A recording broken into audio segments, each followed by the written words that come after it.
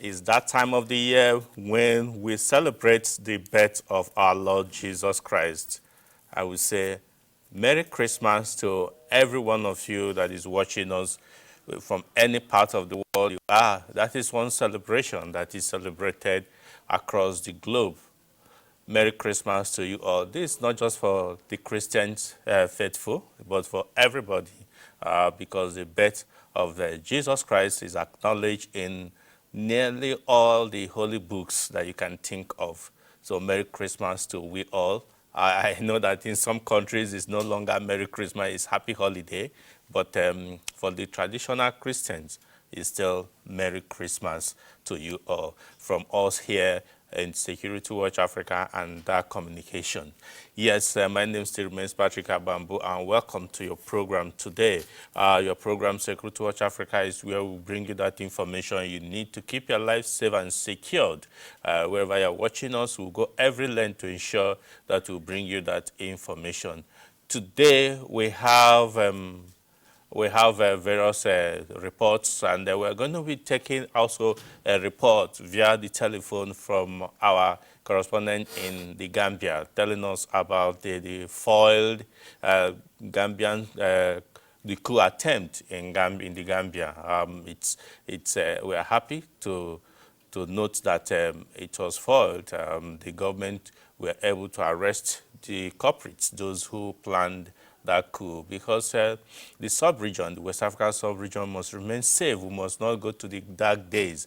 Yes, I know that taken from other parts of West Africa that are currently under military rule, some countries in West Africa is trying to also practice the same, but democracy is the best form of government, so it is. So we must all respect the tenet of democracy.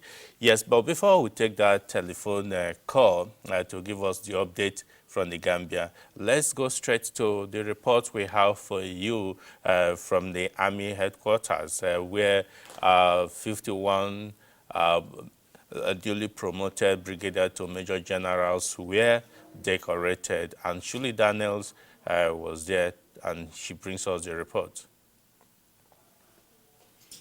He's not picking.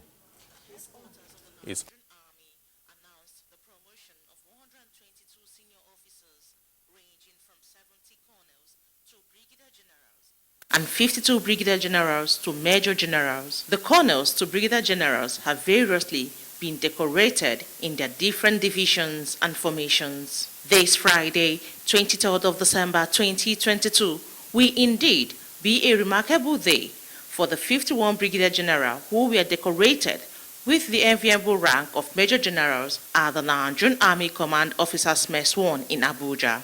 The decoration ceremony witnessed a large gathering of dignitaries led by the Chief of Defense Staff, General Lucky Irabo, representative of the Minister of Defense, Dr. Ibrahim Kana, representatives of other service chiefs, National Assembly members, and relatives of the newly promoted officers. To kickstart the ceremony, the Chief of Administration Army, Major General Wilson Ali, gave a welcome address. The Nigerian Army has ensured that worthy officers and qualified soldiers are elevated to the next higher rank as at when due.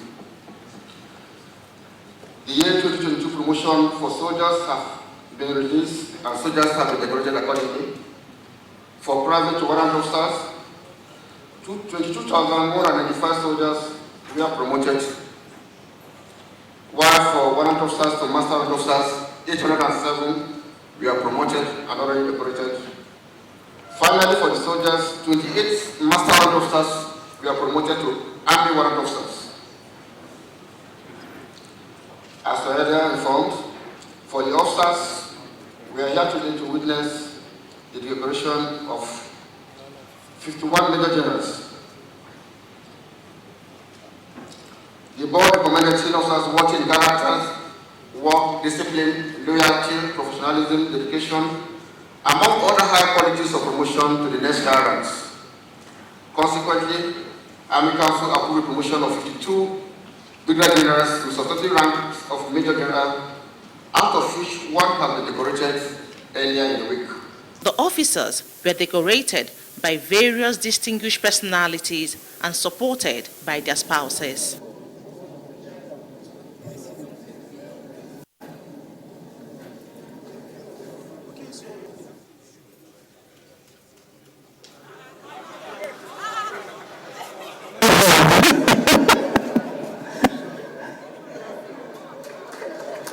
Thank you so much.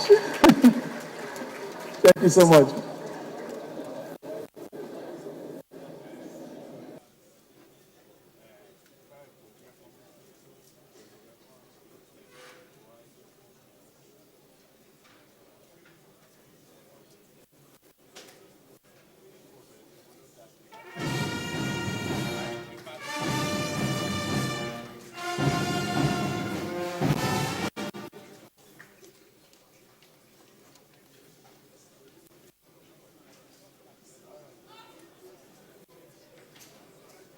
In his remarks, the chief host of the ceremony and the Chief of Army Staff, Lieutenant General Farouk Yahaya, while congratulating the officers, admonished them that much is expected from them. Promotion, like we know, is a privilege, but is given as a result of loyalty, dedication, and commitment to service. And many others, like you all know, including professionalism, courage, discipline, integrity, and other virtues. All those were considered in selecting our senior officers. So talking to you directly, too much is given, much is expected. As Major General of Nigerian Army, you represent the highest echelon of this service. So in your act and conduct, that should reflect as a general of Nigerian Army. Reading the special guest of honor's address, the Permanent Secretary, Ministry of Defense, Dr. Ibrahim Kana, charged the officers to redouble their efforts. You were found worthy, and the time has come to redouble your efforts to justify the confidence reposed in you. Certainly, promotion is a reward for hard work, dedication, commitment, and loyalty to the constituted authority. Thus, this elevation is in recognition of these sterling qualities and the sacrifices you must have made individually and collectively to the Nigerian Army and the armed forces in general. You deserve the promotion and must be ready to discharge any daunting task that may come to you with this new rank. Like the saying goes, to whom much is given, much is expected. As these officers celebrate their new ranks, they are being reminded that Nigeria and its citizens expect so much from them, more so as the journey to the 2023 general elections is on course. Shirley Daniels, reporting for Security Watch Africa. Eh?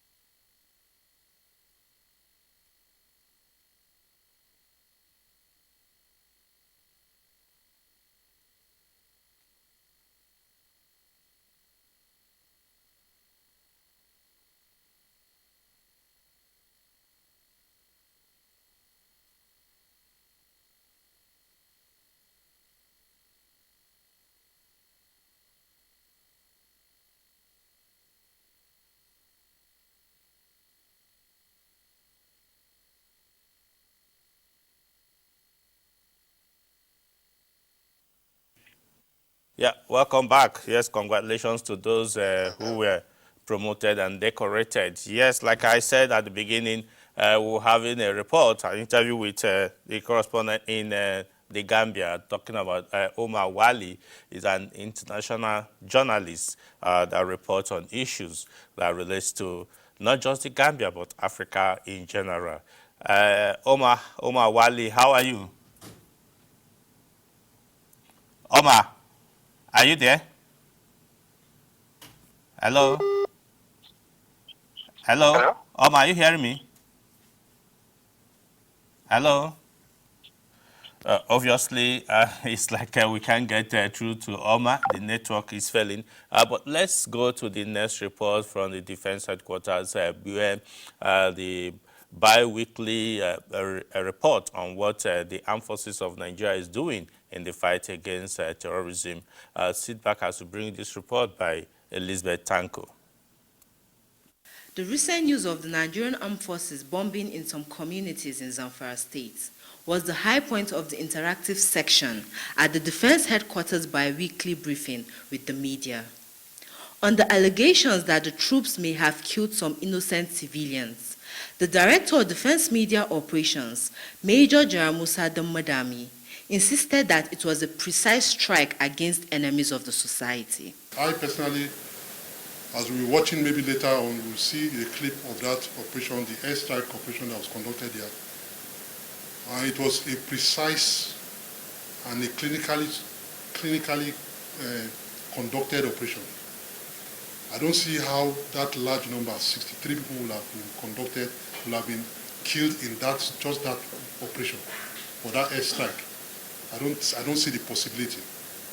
But the fact of the matter now is that at least it is clear now that there was no blue on blue. And yes, the operation was conducted successfully, and a lot of terrorists were killed in that attack and airstrike. It was a combined operation within the ground forces and the air components.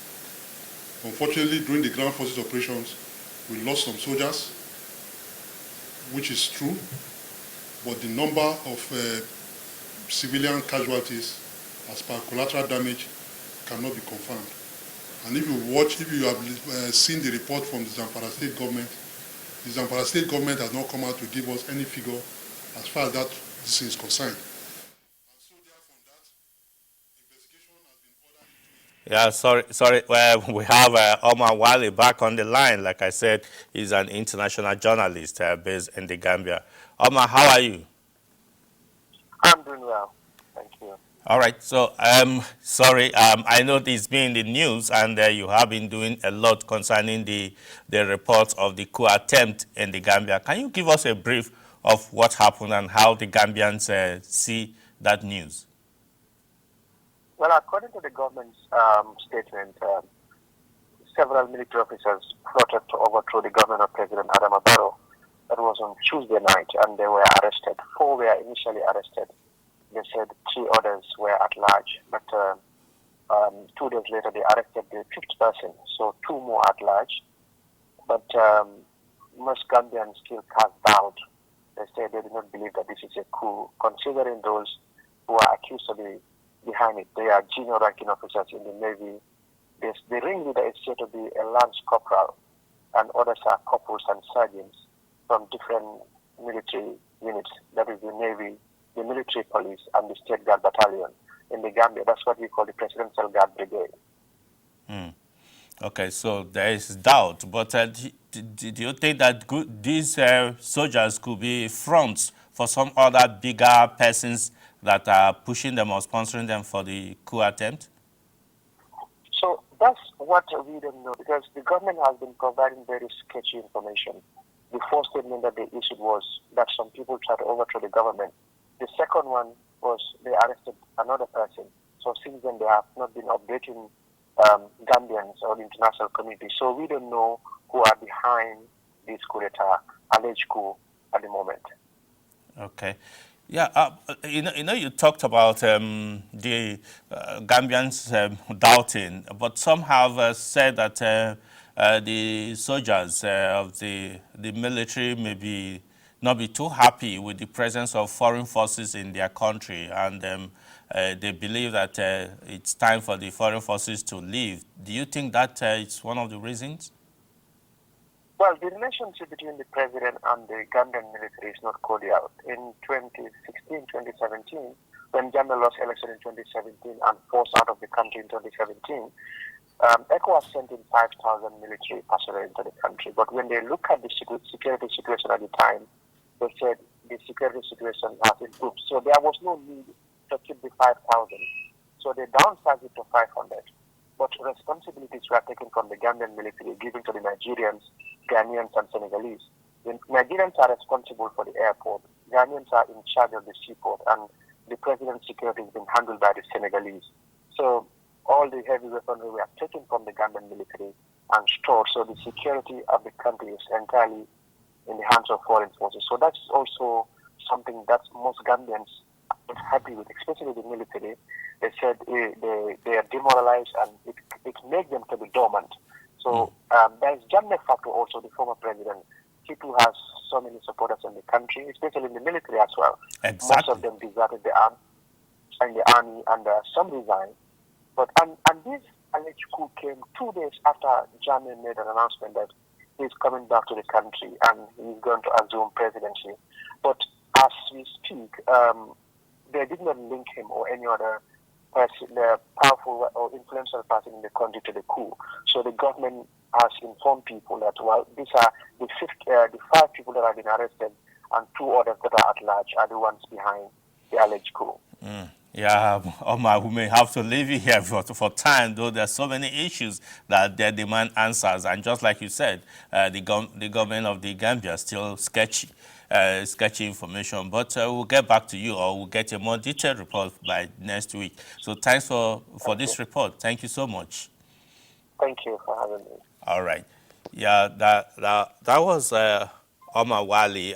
He will be filing a report regularly on behalf of Security Watch Africa from the Gambia on what is happening in the Gambia, Guinea-Bissau, and Senegal, so that we can get updated on what is happening in that part of the Africa. Yes, but let's go to the report from the Defense Headquarters. Of the Nigerian Armed Forces bombing in some communities in Zamfara State was the high point of the interactive section at the Defense Headquarters bi-weekly briefing with the media.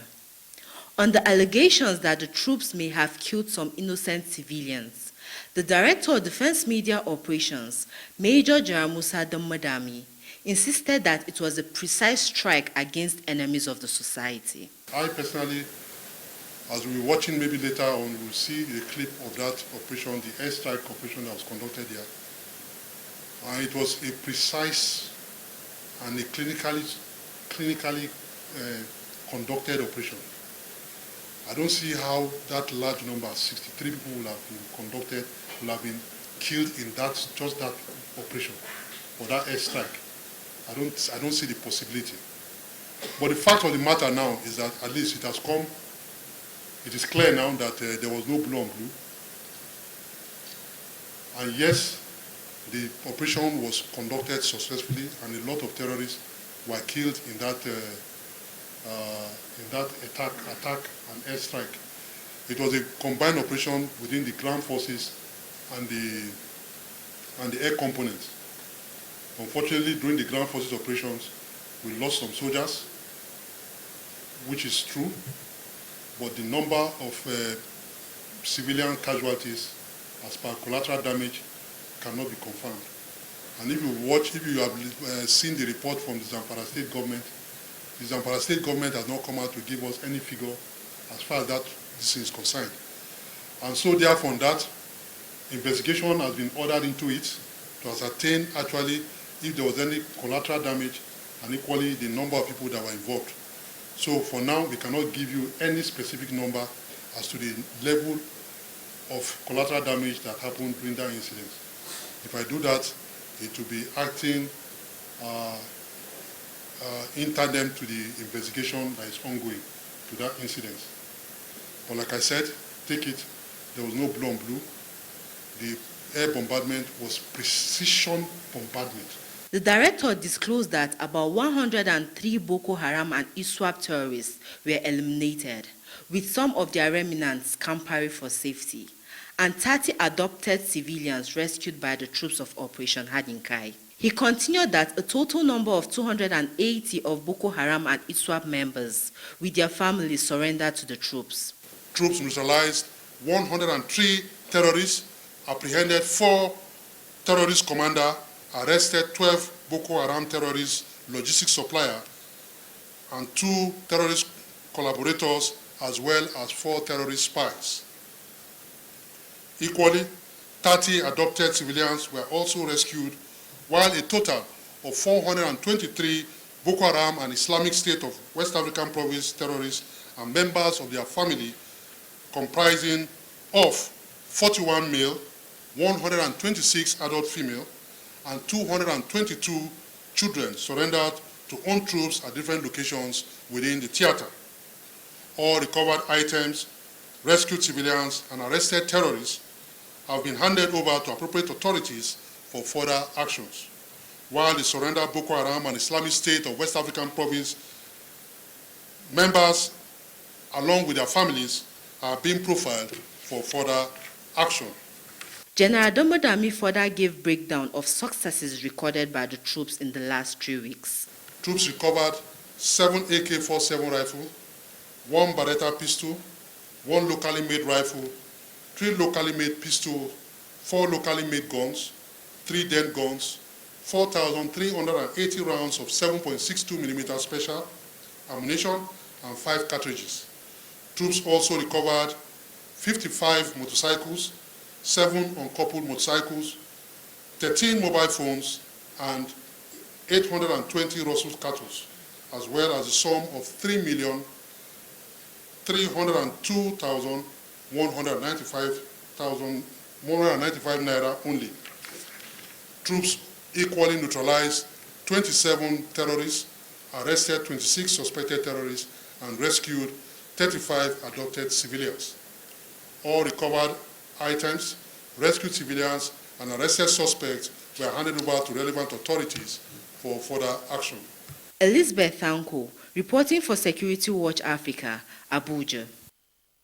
Welcome back. Kudos to the Armed Forces of Nigeria for doing that yeoman's job. Nigerians expect more. We are sure that as we go into the new year 2023, that you achieve more successes so that the country can be peaceful. That is the yearnings of all Nigerians. Yes, let's go quickly to the Akwa Ibom State capital, where the governor of Akwa Ibom State, Udom Emmanuel, made some presentation to the Nigeria Police Force, the Akwa Ibom State Command. Sit back as Ernest Enniku brings you the report. To enhance the safety of lives and properties of the people of Akwa Ibom State, the state government has once again supported the Nigerian Police Force with the provision of additional Helios vehicles and walkie-talkies for better operations. The government also provided hundreds of solar-powered telephone lines, handsets, and other equipment that will improve communication between the police and members of the public. While making the presentation to the Akwa Ibom State Police Command at the State Government House in Uyo, the state capital, the governor, Mr. Udom Emmanuel, commended the police for the present state of security in the state and assured them of his continuous support. We promised when we made the last presentation of the vehicles and communication gadgets to the police that we'll move up a step further. So today we are launching our toll-free number. Let me call it numbers because they are hunting lines. We have a directory of that toll-free that is with me here, and we have a hunting line that is 112 that will hunt into several lines.